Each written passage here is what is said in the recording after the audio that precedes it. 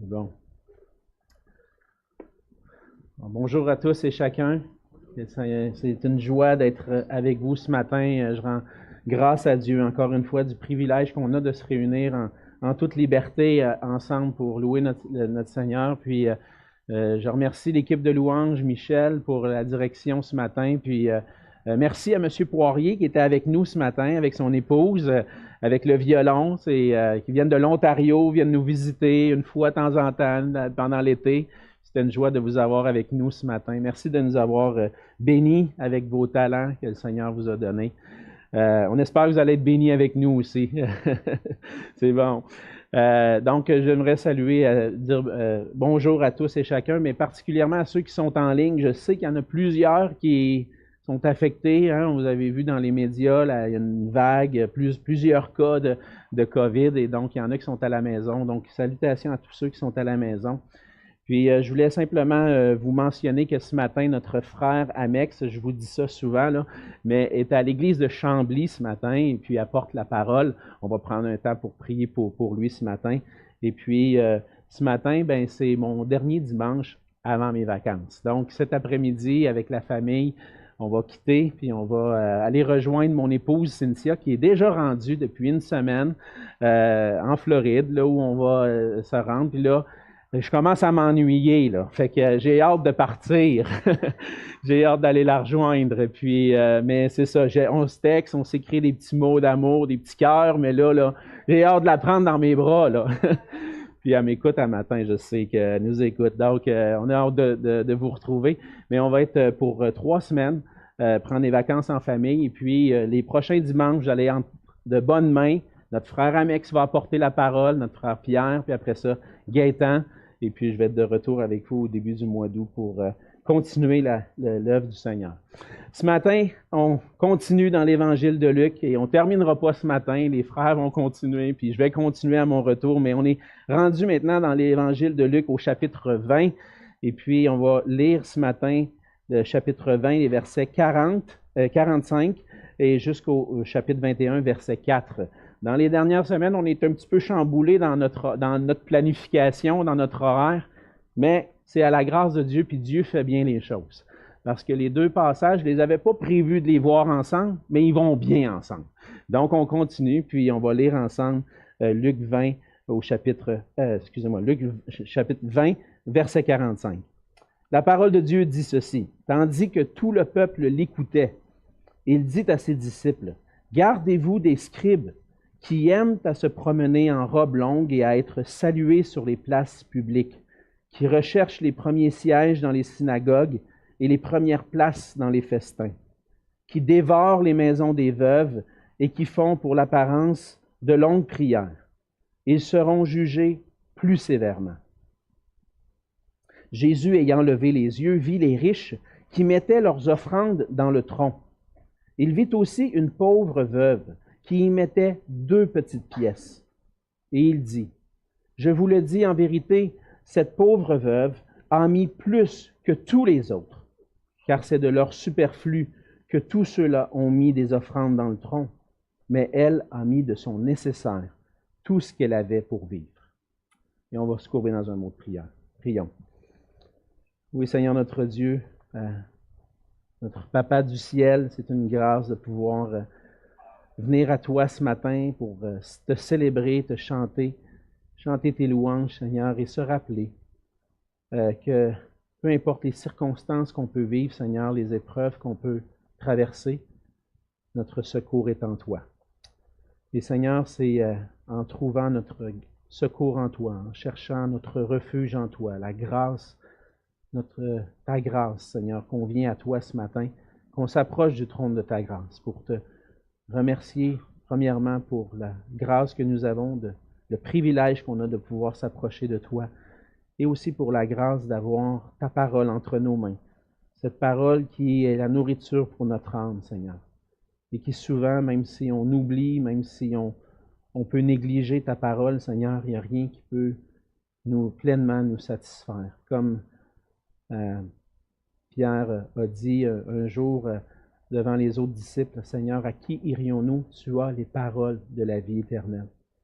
Et Seigneur, ce matin, c'est tes paroles qu'on veut recevoir. On te prie de les laisser pénétrer dans nos cœurs, qu'on puisse être des auditeurs attentifs et que tu puisses, par ta parole, nous transformer, nous nourrir, Seigneur, pour qu'on puisse être grandi, croître à ton image, Seigneur Jésus.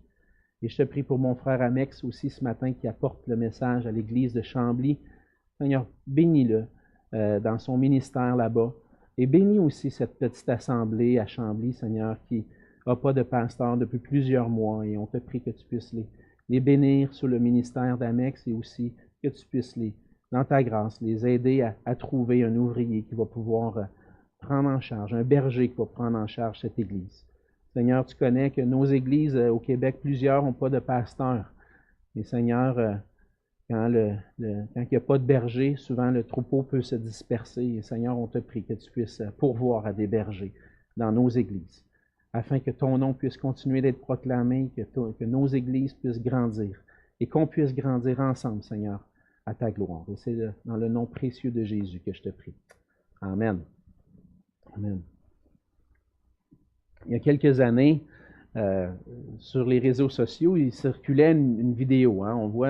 On appelle ça des vidéos virales qu'on voit souvent sur les réseaux sociaux. Ça devient quelque chose de plusieurs millions, milliards de vues même parfois. Et puis, il y avait dans cette vidéo-là qui était une publicité. Cette publicité-là montrait une personne qui était déguisée avec un costume comme une mascotte, mais d'un gros nounours, un gros teddy bear. Et puis, cette personne-là était sur une place publique. On ne l'avait pas vu. On voyait juste le gros nounours au milieu d'une place publique. Puis, à un moment donné, les gens circulent, ils regardent. Qu'est-ce qu'il fait là, lui? Puis, à un moment donné, il ouvre les bras comme ça. Et puis là, les gens viennent, puis ils font une grosse accolade au nounours, et puis là, ça devient, il y a de la musique avec tout ça, puis ça devient très romantique, là, tout ça. Mais les gens, sans se poser de questions, voient un gros nounours qui ouvre les bras, puis ils s'en vont faire des accolades, puis à recevoir un peu d'affection chaleureuse de ce nounours-là.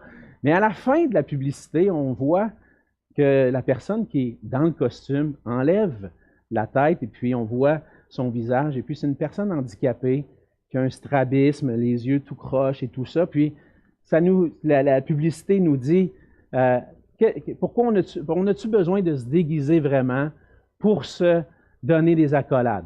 Mais tout ça pour montrer que cette personne-là probablement n'aurait pas reçu cette affection-là si elle ne s'était pas mis un costume, un déguisement, un masque qui la cachait derrière un gros nounours. Et puis, ça va arriver souvent dans nos relations qu'on a besoin de mettre un masque pour être accepté puis recevoir l'amour des personnes autour de nous.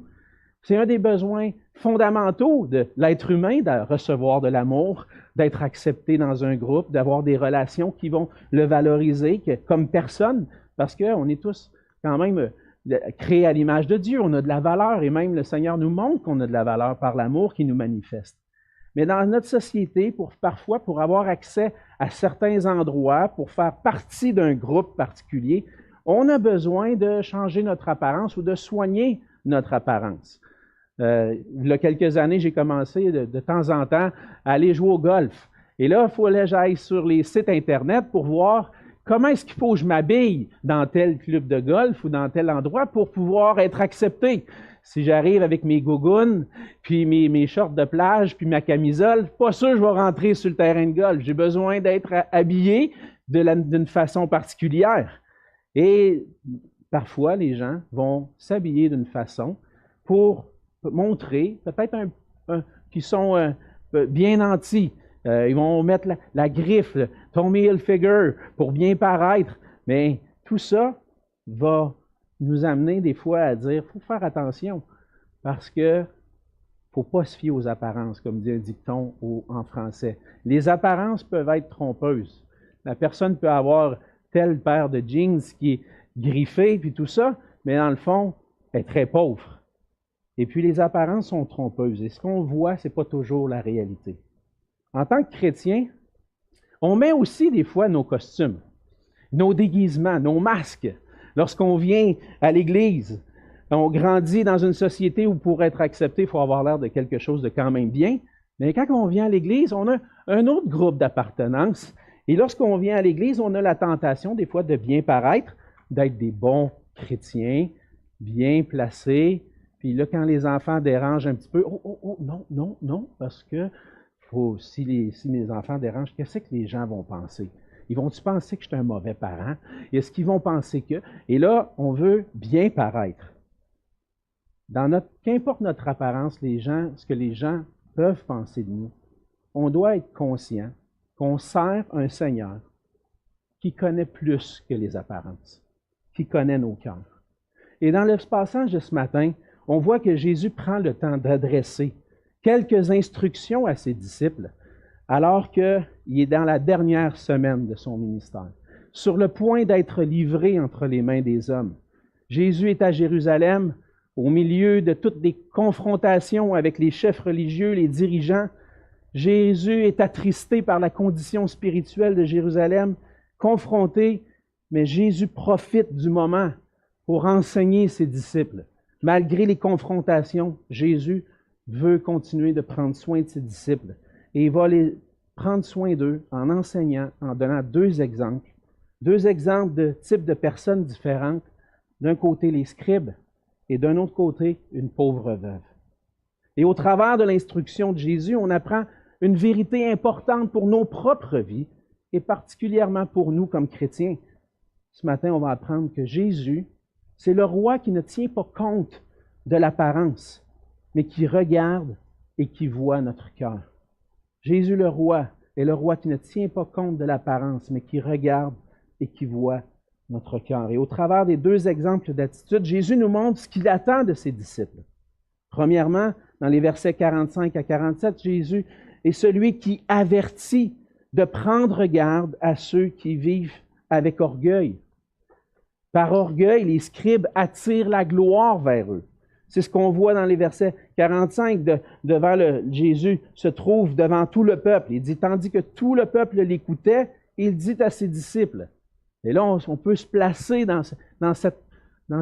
sur cette scène-là où on voit le peuple, la foule rassemblée, puis qui veut peut-être entendre qu'est-ce que Jésus a de quoi de nouveau à dire, mais Jésus prend le temps de s'adresser à ses disciples. Il dit à ses disciples, « Prenez garde, gardez-vous des scribes. Si vous voulez être mes disciples, ne soyez pas comme les scribes. » Les scribes étaient les docteurs de la loi, ceux qui étaient versés dans la loi de l'Ancien Testament, la loi de Moïse qui avait été révélée à Israël. Les docteurs de la loi connaissaient sur le bout de leurs doigts les 10 commandements et toutes les lois. Ils avaient appris ça par cœur et ils connaissaient ça. C'était les experts dans la loi de Dieu. Ils connaissaient tout. Tu voulais savoir quelque chose? Une question théologique difficile? Va voir un scribe, c'est sûr que lui, il a la réponse. Mais Jésus est en train de dire, gardez-vous des scribes. Gardez-vous des docteurs de la loi. Pourquoi Jésus leur dit ça? Parce qu'en réalité, pour Jésus, les scribes, les docteurs de la loi ne sont pas un bon exemple à suivre. Il aime, il va mentionner toutes sortes de choses. Il va dire, gardez-vous des scribes, des docteurs de la loi. Qu'est-ce qu'ils font? Il dit, ils aiment se promener en robe longue, à être salués dans les places publiques. Ils recherchent les premiers sièges dans les synagogues et les premières places dans les festins. Ils dévorent les maisons des veuves et font pour l'apparence de longues prières. Il y a beaucoup de choses que Jésus mentionne. Premièrement, il mentionne qu'ils se promènent en robe longue. La robe longue, c'était une marque de richesse. Ceux qui se promenaient en robe longue, ce n'étaient pas des travailleurs. Ceux qui travaillaient dans le champ, ceux qui travaillaient comme certains disciples comme pêcheurs, ça ne marche pas bien de travailler en robe longue. Il fallait avoir une robe un peu plus courte pour pouvoir se mettre à genoux, travailler. Mais ceux qui ont des robes longues, eux sont riches. Eux, ils paraissent bien, sont vus devant tout le monde et puis on les accueille d'une façon spéciale. Il va même dire qu'ils aiment se promener en robe longue puis être salués sur les places publiques. Donc, lorsque monsieur, le docteur de la loi, arrive sur la place, sa robe longue.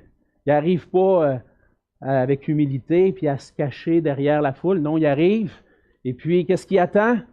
Les éloges. Ah, bonjour, Rabbi un tel. Bonjour, docteur un tel. Comment vas-tu? Explique-nous telle ou telle chose. Ah oui, je vais vous expliquer, mes enfants. Je vais vous expliquer la parole de Dieu. Venez vous asseoir. Mais tout ça, il faisait pourquoi? Pour attirer la gloire vers eux. Ils vont rechercher quelque chose d'intéressant. Je vois dans le verset 46, ils aiment porter des robes longues, la notoriété, d'être salués sur les places publiques, mais ils recherchent les premiers sièges dans les synagogues et les premières places dans les festins. Un adjectif qui revient, premier. Ils recherchent à être les premiers. Ils recherchent à avoir la plus belle place. La place à la table d'honneur lorsqu'il y a un festin qui est donné.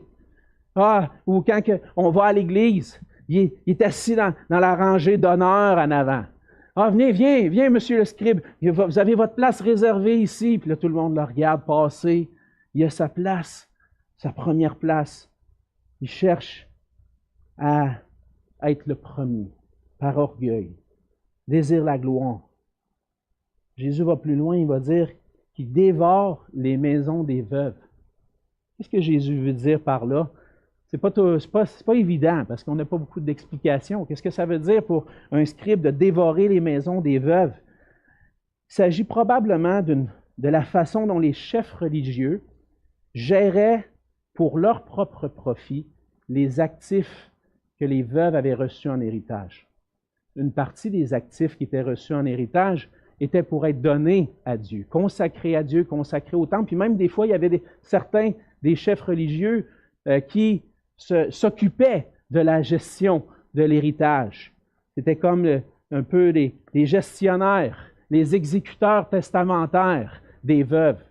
Et puis, à travers ça, se servaient eux-mêmes, dévoraient les maisons des veuves, enlevaient leur argent pour leur propre profit. Et pourquoi on pense que ce serait quelque chose comme ça? C'est qu'on trouve une plainte à cet égard-là dans le Talmud. Le Talmud qui est un commentaire sur la loi qui est apparu dans les premiers siècles après Jésus. On trouve des commentaires comme ça que des scribes enlevaient l'argent, profitaient de l'héritage des veuves.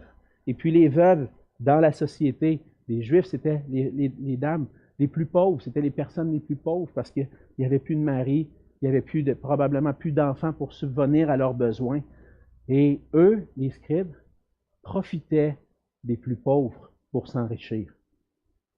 Et ensuite de ça, non seulement ils paraissent riches, ils ont la première place, ils vont voler l'argent des veuves, mais ils vont avoir une apparence de piété. Ils vont faire des longues prières qui paraissent bien. Et là, qui vont montrer qu'ils sont des gens pieux. Mais Jésus les connaît. Jésus connaît ces gens-là. Il sait que c'est par orgueil qu'ils le font, pour l'apparence. Jésus connaît leur cœur. Il dit à ses disciples, faites pas comme eux. Faites pas comme eux. Parce qu'ils ont beau bien paraître, mais je connais leur cœur. Leur cœur est mauvais. Parce que par orgueil, ils recherchent la gloire pour eux-mêmes. Ils agissent par amour pour eux-mêmes. Ils se servent eux-mêmes. Eux passent en premier et négligent les autres. En réalité, Jésus montre que l'orgueil des docteurs de la loi pour que ses disciples ne fassent pas la même chose. Voici un mauvais exemple pour que vous ne fassiez pas la même chose. L'orgueil, on est tous affectés par ça un petit peu, hein? Lorsque j'étais jeune, je jouais au hockey. Et puis, des fois, c'était par plaisir, par loisir. Des fois à l'école, le hockey cosum au gymnase. Mais j'ai même fait partie pendant 3 années d'une équipe. Et lorsque est venu le temps de savoir à quelle position j'allais jouer, mon coach me dit, tu veux jouer où? Mais dans ma tête, c'était clair que ce n'était pas à défense que je voulais jouer. Pourquoi? Parce que quand tu es à la défense, tu ne comptes pas de but. Puis quand tu ne comptes pas de but, tu n'as pas l'impression d'avoir fait quelque chose. Tu Fais juste défendre, bloquer un tir puis marquer un but. Hein, entre les deux, qu'est-ce que tu choisis? Il va bien mieux marquer. Là. La foule se lève, tout le monde applaudit. Ah, moi, je veux jouer à l'avant. Je vais jouer à l'avant parce que je vais marquer des buts. Puis là, je vais me sentir efficace. Je vais me sentir un bon joueur. Si je joue à la défense, c'est moins ça. Dans tout ce qu'on fait, il y a un piège pour l'orgueil. Parce qu'on porte, malheureusement, encore une fois dans notre société, on est un peu comme les scribes, on veut bien paraître. On veut travailler à bien paraître pour être accepté des gens, pour attirer un peu les regards sur nous. Là, on se pose des questions. De quoi a l'air mon habillement? Ah, si je mets cette chemise-là, qu'est-ce que les gens vont penser de moi si je mets cette chemise-là? Ah, si je choisis telle paire de lunettes qui est un petit peu comme, qui sort un peu de l'ordinaire, qu'est-ce que les gens vont penser? Si je m'achète telle voiture, est-ce que cette voiture-là, c'est bon pour un pasteur? Parce que s'il est trop sportif, peut-être qu'ils vont penser que je fais bien de l'argent, puis que je profite. Oh, il faut que je fasse attention à la voiture que j'achète aussi. On pense à toutes sortes de choses, et surtout quand on est dans une position de leadership où on veut justement éviter d'être une pierre d'achoppement, mais on pense à toutes sortes d'affaires, puis qu'est-ce que ça fait? Ça met un fardeau sur les épaules. Puis je me mets moi-même un fardeau. Je ne dis pas que c'est vous qui le mettez, mais on se met un fardeau tellement pesant sur les épaules. De quoi a l'air ma famille? De quoi a l'air ci? De quoi a l'air ça? De quoi j'ai l'air? Malheureusement, comme chrétien, on met beaucoup d'accent sur l'apparence. Puis même des fois, on fait porter des fardeaux à nos familles, à nos enfants, pour être certain qu'on a l'air des bons chrétiens. On est un peu comme les scribes, comme les docteurs de la loi. On ne veut pas que les gens voient qui on est vraiment. On les connaît, nos faiblesses. On la connaît, la chicane qu'on a eue cette semaine avec notre femme. On la connaît cette semaine, le moment où j'ai piqué une petite colère envers mon enfant parce que je n'étais pas content de comment il avait agi. On se connaît, mais on veut se soigner. On ne veut pas que les gens nous connaissent comme on est. Pourquoi? Parce que ça va nous humilier. On ne va pas bien paraître. On n'aura pas la gloire si je parais mal. Et lorsqu'on porte trop d'attention à ce qu'on a l'air, on recherche la gloire pour nous-mêmes. Ça ne veut pas dire que je ne dois pas prendre soin de moi-même.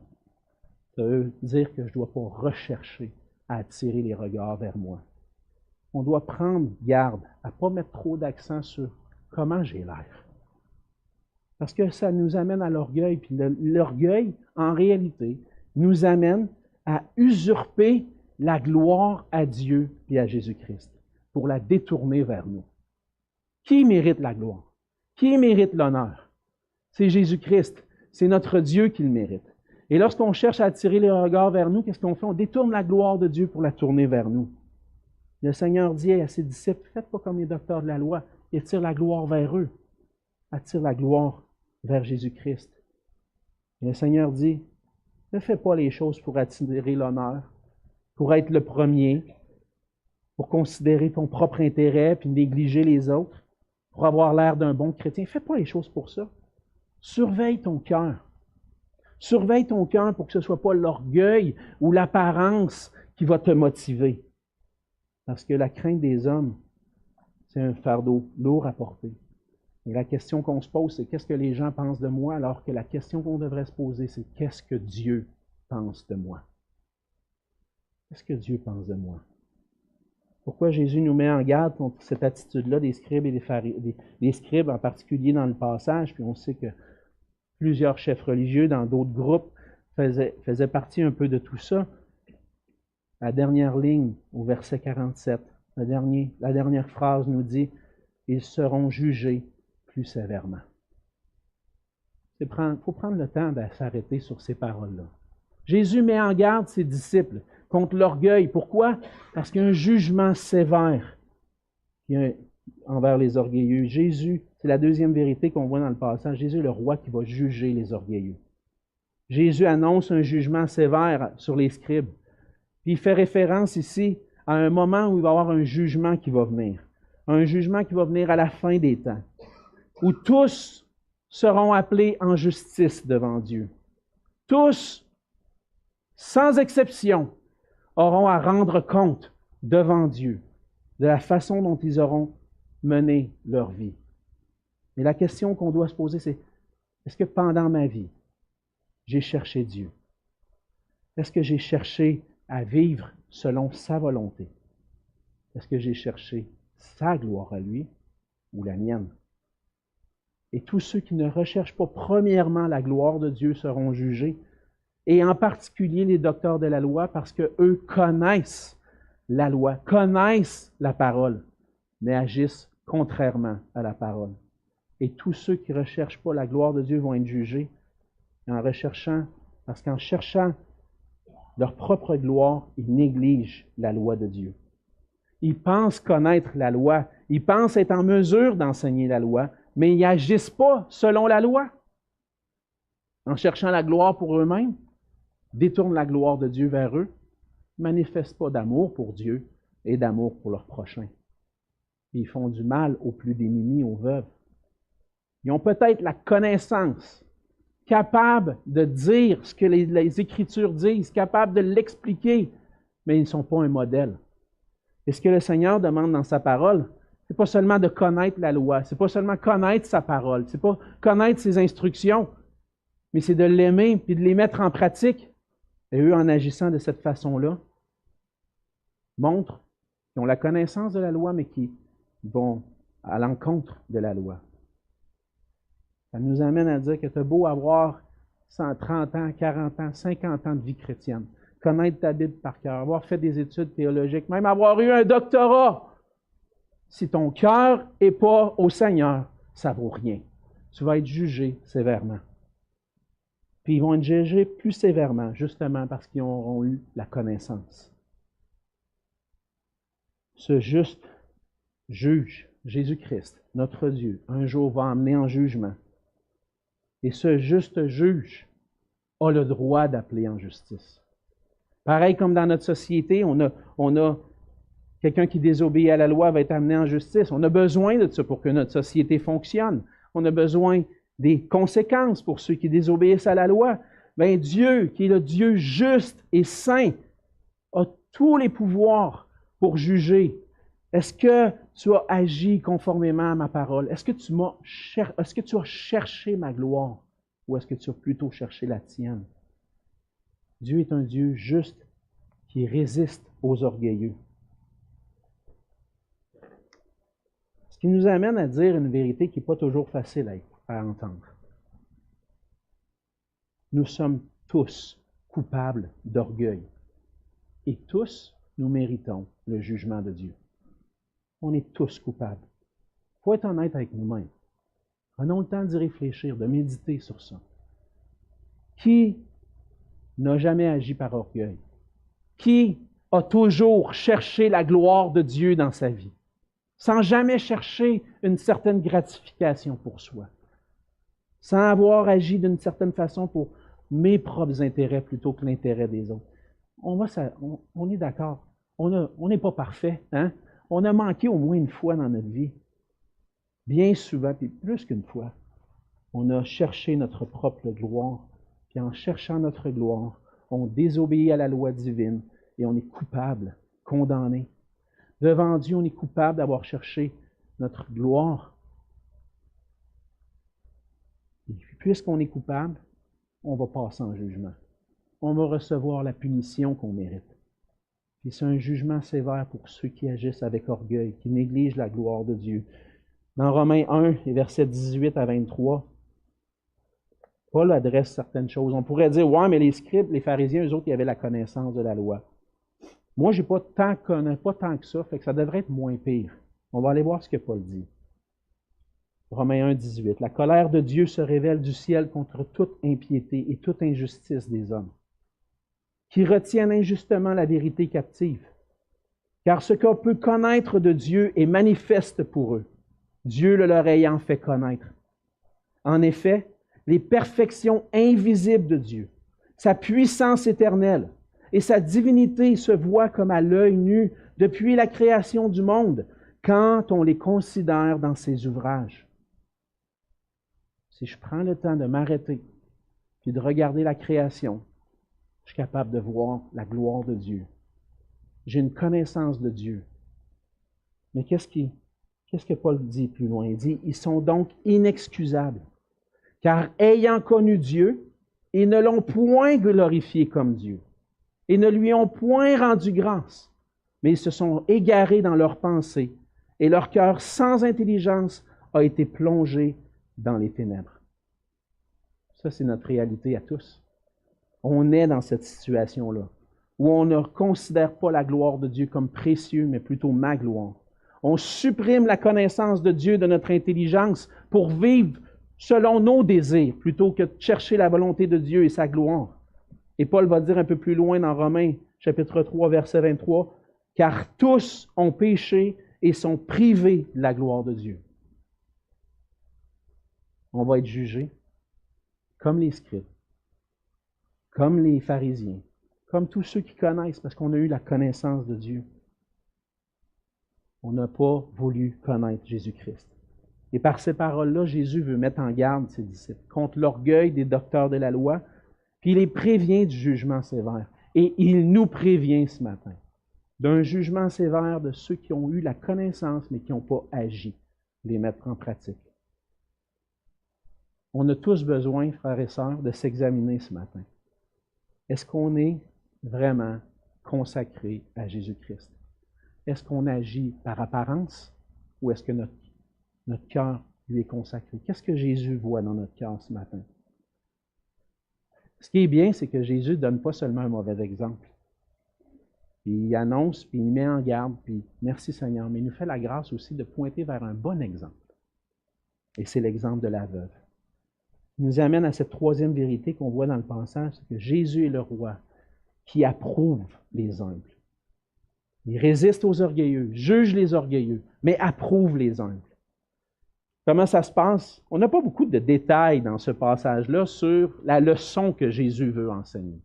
Mais dans le contexte, je pense qu'on peut trouver cette leçon-là. Jésus est dans le temple, probablement en train de prier, parce qu'à un certain moment donné, au début du verset 21, il dit « Jésus ayant levé les yeux ». Peut-être qu'il était penché en train de prier, peut-être qu'il était recueilli, puis là, tout d'un coup, il lève les yeux. Qu'est-ce qu'il voit? Il voit les riches qui mettent leurs offrandes dans le tronc. Rien n'est mentionné de particulier. Est-ce que c'est mal? Est-ce que c'est bien? Rien qui est mentionné. Mais le projecteur change de place pour aller vers une veuve. Une pauvre veuve qui vient dans le temple et qui met 2 sangs noirs dans le pot. Ça dit qu'ils le mettent dans le tronc. Bien, dans le temple, il y avait 13 récipients en forme de trompette. Puis chaque récipient, c'était de l'argent qui servait à une fonction particulière dans le temple. Alors les gens amenaient leurs offrandes. Si on se place un peu dans le contexte, on pourrait dire probablement qu'on est capable de reconnaître les riches, puis on est capable de probablement voir que si Jésus est capable de voir que la veuve a mis 2 petites pièces, probablement qu'on est capable de voir qu'il a sorti la liasse de billes de sang puis qu'il l'a mis dans le pot. Oh, oh, wow! Oh, lui, il a donné beaucoup un matin. Oh. Puis là, on voit les riches arriver des fois peut-être avec la mallette, sortir les gros billes, puis mettre ça à l'offrande. Oh, wow! Hey, tu as vu ce qu'il a donné un matin? Wow! Impressionnant! Impressionnant. Puis là, c'est évident, hein? Quand il y a de l'argent quelque part, oh, on est impressionné. On reçoit puis on n'est pas infaillible. Là. Même des fois, l'Église, on reçoit un don. Oh, wow, on a reçu un bon don. Wow, c'est le fun, c'est encourageant. Ça va être pour l'œuvre de Dieu. Gloire à Dieu. Mais lorsque la personne qui est pauvre, il amène son petit montant d'argent, puis qu'elle le place dans le pot, Jésus met le projecteur sur elle. Parce que personne ne le remarque, elle. Ouais, juste mis 200 noirs. Pas grand-chose, là. En réalité, elle avait pris à peu près, si je fais mon calcul aujourd'hui, à peu près mis 2 $. C'était l'équivalent peut-être de 1 centième d'une journée de travail. Fait que, tu sais, si elle en moyenne aujourd'hui, ça peut être peut-être 1 ou 2 $ qu'elle aurait mis. Mais c'est pas impressionnant, ça, 1 ou 2 $ dans l'offrande. Mais Jésus, lui, trouve ça impressionnant. Pourquoi? Parce qu'il la connaît. Et il dit, cette pauvre veuve, au verset 3, a mis plus que tous les autres. Mais non, il a juste mis 2 pièces. Elle n'a rien mis. Non, mais attendez. Prenez la proportion de ce qu'elle possède, puis la proportion de ce que les riches possèdent. Les riches possèdent des millions, 10, 15, 20 millions en banque, puis ils donnent 100 000, on est tous impressionnés. Elle n'a pas d'argent pour aller faire l'épicerie. Elle n'a pas de l'argent pour faire réparer sa voiture et faire le changement d'huile dessus. Elle a de la misère à payer le service de garde à l'école. Elle prend cet argent-là et elle la donne au Seigneur. Elle lui dit de donner de son nécessaire, ce qu'elle avait besoin pour vivre. Prends-le en proportion. Elle a donné sa vie. Elle a de se consacrer sa vie. Elle avait besoin pour vivre? Non, ma vie n'est pas importante, je la donne au Seigneur. Le Seigneur va prendre soin de moi. Et puis c'est ce qu'on apprend dans ce passage-là, c'est que Jésus met la lumière sur ceux qui sont humbles, sur ceux qui, pas qui cherchent la gloire pour eux-mêmes. Il ne se fie pas aux apparences parce qu'il voit notre cœur. Aujourd'hui, comme chrétien, on peut participer de plusieurs façons. On peut donner de plusieurs façons. Ce n'est pas nécessairement financièrement. Oui, on participe financièrement. Puis, je ne pense pas que ce passage-là est un enseignement sur les offrandes. Je pense que ce passage-là est un enseignement sur nos cœurs. Qu'est-ce que je dois donner? C'est toi puis le Seigneur. Je ne te donnerai pas d'instructions sur comment donner, combien donner. Ah, donne 10 15 20 C'est entre toi et le Seigneur. On donne de plusieurs façons. On peut donner financièrement, on peut donner avec nos dons aussi, avec notre service. On peut donner des gros montants d'argent ou on peut donner des heures et des heures et des heures dans le service pour le Seigneur. Puis des fois, le faire pour l'apparence, puis des fois, le faire vraiment pour la gloire de Dieu. On peut donner beaucoup. On peut donner de toutes sortes de façons. Mais le Seigneur nous dit, dans ce passage-là, ne soyez pas impressionnés par la quantité, soyez plutôt impressionnés par la qualité. La qualité. On peut donner beaucoup pour bien paraître, par orgueil. Ce n'est pas un don de qualité selon Jésus. Le Seigneur veut qu'on donne avec un cœur motivé par amour pour lui, pour sa gloire. On ne veut pas attirer l'attention vers nous, mais vers lui. Fait que peu importe le don de soi qu'on fait dans le service, financièrement, à qui va la gloire? À Jésus-Christ, à notre Dieu. Il faut faire attention, et ne pas se fier aux apparences. Des fois, on pourrait dire, « Hey, lui, il n'a pas servi tant que ça. Il ne sert jamais à l'Église. » Des fois, là, il y a du monde dans l'Église qui ne servent pas. Il y en a qui servent plus, puis on l'entend. Puis même moi, des fois, je fais ce commentaire-là. Souvent, on dirait que c'est souvent les mêmes qui servent. Puis on commence à juger les autres qui sont moins présents, qui servent moins. Mais est-ce que tu connais la situation de vie de ton frère qui a peut-être moins de temps, qui travaille des heures pour subvenir aux besoins de sa famille, puis qu'il rentre tard le soir, il y a de la difficulté. Il met l'accent sur sa famille, puis il n'a pas le temps de venir servir. On peut juger, hein? Le Seigneur voit le cœur. Pour qui est-ce que je suis en train de le faire? Le Seigneur ne voit pas la quantité, mais la qualité. Et Dieu, le Seigneur, approuve ceux qui donnent avec un cœur humble. Cette leçon d'humilité-là, de la pauvre veuve qui donne tout de ce qu'elle a, elle donne sa vie, pointe vers un don de soi qui manifeste le caractère de Jésus-Christ. Lui qui était dans la gloire, qui avait toute la gloire à lui, au ciel, avec le Père, les anges chantaient sa gloire, a décidé de revêtir notre humanité. Il s'est humilié pour devenir pauvre, donner sa vie, consacrer sa vie par obéissance au Père et par amour pour nous. Il est devenu pauvre comme cette pauvre veuve. L'apôtre Paul, dans 2 Corinthiens, au chapitre 8, verset 9, dit « Car vous connaissez la grâce de notre Seigneur Jésus-Christ, qui pour vous s'est fait pauvre, de riche qu'il était, afin que par sa pauvreté, vous soyez enrichis. » Ce que Jésus a cherché, ce n'est pas sa propre gloire, même s'il va recevoir la gloire à cause de ce qu'il a accompli. Mais quand il est venu sur la terre, il est venu pour servir. Non pour être servi, mais pour servir. et donné sa vie comme la rançon de plusieurs. Il est venu pour chercher et sauver ceux qui étaient perdus. Il s'est fait pauvre. Il s'est donné entièrement. Et comment je vais devenir humble? Suivre l'exemple de cette veuve qui se consacre et qui s'appuie sur Dieu pour ses besoins. Mais c'est dans l'humilité de reconnaître mon besoin, de reconnaître que je suis un orgueilleux, de reconnaître que naturellement, j'aime ça la gloire à moi, j'aime ça être valorisé, j'aime ça compter des buts, puis tout le monde dit « Bravo! T'as compté un but, le but gagnant du tournoi, ouais! » C'est ça que je cherche en réalité. Puis même à l'Église, dans mon service, dans ce que je fais, c'est ça que je cherche. Qu'est-ce qui va me délivrer de tout ça? Mon Sauveur, Jésus-Christ, qui s'est humilié et qui est allé jusqu'à la croix pour mourir et me sauver de mon péché. C'est lui qui s'est fait pauvre, de riche qu'il était. Et qu'est-ce que j'ai à apprendre de ça? C'est cours à Christ. Si tu reconnais ton orgueil ce matin, si tu reconnais que même ton orgueil dans le service, tu es peut-être chrétien, puis tu reconnais cours à Jésus-Christ. Tu dis, Seigneur, délivre-moi de mon cœur orgueilleux. J'ai besoin de toi pour revêtir l'humilité. J'ai besoin de toi pour te refléter, te donner la gloire dans l'humilité. Donne au Seigneur avec un cœur humble. Viens à lui, reçois sa grâce et sème humblement pour que le Seigneur fasse fructifier à sa gloire. Jésus, c'est le roi qui s'est humilié, qui s'est donné entièrement pour nous, qui est venu nous sauver.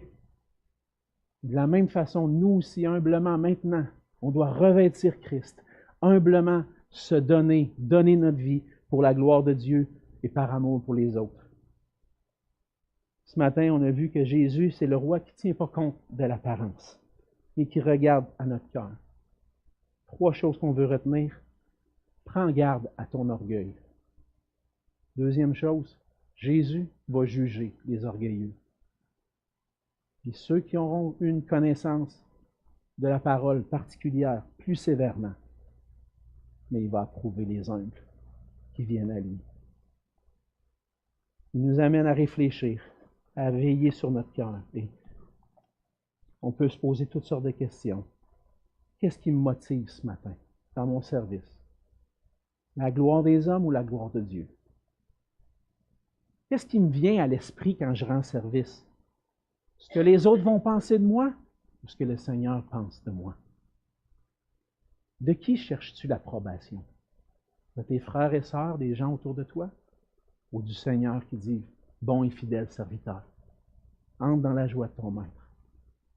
Qu'est-ce que Jésus voit dans ton cœur ce matin? Frères et sœurs, Jésus, c'est notre roi. C'est celui qui, comme on l'a vu dans l'Évangile de Luc, qui a toute autorité, toute puissance, qui mérite toute la gloire et l'honneur. Arrêtons de chercher la gloire pour nous-mêmes. On n'est pas digne de recevoir la gloire. Seulement lui. Veillons sur nos cœurs et trouvons en lui la grâce de chercher à être approuvés par lui seul. Prions. Seigneur notre Dieu, on veut te dire merci pour ta parole. Seigneur Jésus, merci. Parce qu'à travers ta parole, tu mets en lumière beaucoup de choses dans mon cœur. Et tu m'amènes à te ressembler de plus en plus. Oui, Seigneur, bien souvent, on fait, sans s'en rendre compte, parfois, on aime avoir la petite tape dans le dos, puis l'approbation. Et des fois, on vit pour ça, Seigneur. Puis on est fâché parce qu'on ne l'a pas reçu. Seigneur, dans ce temps-là, aide-nous à éviter ce piège de l'orgueil, qu'on puisse continuer de servir humblement, et comme l'apôtre Paul dit, que tout ce qu'on en fait, on ne le fasse pas pour les hommes, mais pour ta gloire à toi. On le fasse de bon cœur pour ta gloire. Aide-nous, Seigneur, à revêtir cette humilité que toi tu as revêtue, en allant jusqu'à la croix. Et Seigneur, que tu puisses nous accorder de voir notre orgueil, de voir nos péchés, qu'on puisse te les confesser pour trouver la grâce en toi, d'être pardonné et d'être transformé par toi. Seigneur Jésus, reçois toute l'honneur, la gloire et la louange. Tu es digne parce que tu nous as rachetés, Seigneur, à un grand prix, au prix de ta vie. Fais de nous des gens humbles, consacrés à toi, qui consacrent leur vie pour ta gloire. Et c'est dans le nom de Jésus que